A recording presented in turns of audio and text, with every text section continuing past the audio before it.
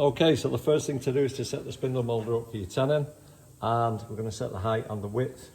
The easiest way to do that is because you've already done your tenons, and if you put the face side down on the bed, then you can literally set the cutter spur to the top surface of your tenon, which is also the depth of your rebate. Okay, so the machine's isolated, you can get in, you can actually feel that. The adjustment screw for the height of that cutter is here. So if you loosen that and turn that clockwise,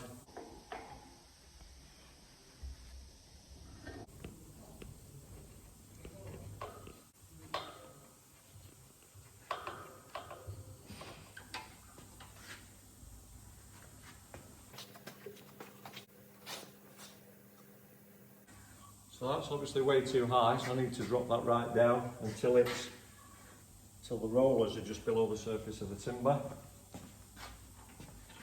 I'll just clamp this so it doesn't move. So for that one, we undo this clamp,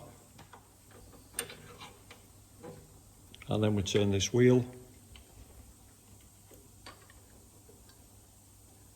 and that lowers the roller.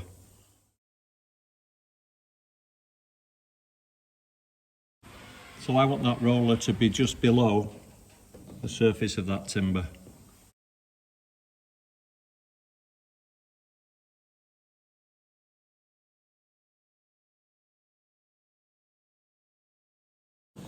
So that to me looks just nice.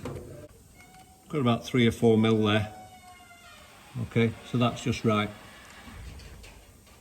So the next thing to think about is how the roller is set up in relation to the fence. So we need this roller so that from above, I hope you can see that, the roller is leaning in towards the outfeed table, so that if anything, the timber is being pulled into this fence. So at all times when this timber comes in and it's introduced to the roller at this end, as it comes in there, this first roller will pick it up. It's always pointing into the fence, so it'll push it that way and keep it nice and snug up to the fence. Okay, so you must have a slight angle kicking in towards the outfeed table. And that's it. So we're happy that the machine's set up now. We're going to switch the extractor on. I'm going to put my ear defenders on. And then we'll set the machine going. When you turn the machine on, there's a slight delay in the power feed rollers. So if I just demonstrate that now without the extraction on so you can see it. If I turn the machine on there by pushing that to the right, and to turn the machine off, push that back to the left. So if we switch that on, the power feed hasn't started. There you go. So that kicks in a few seconds later, so don't worry about that if it's not started straight away.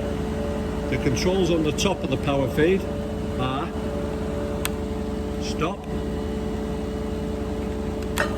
reverse, 1 speed, stop, reverse, speed 2, neutral, first speed forwards, stop, fast speed forwards. Okay, so we're going to set that on speed 1 forwards.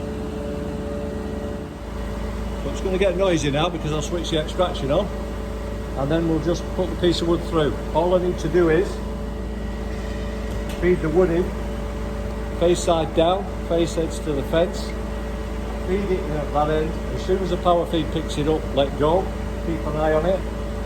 If you want to keep a push stick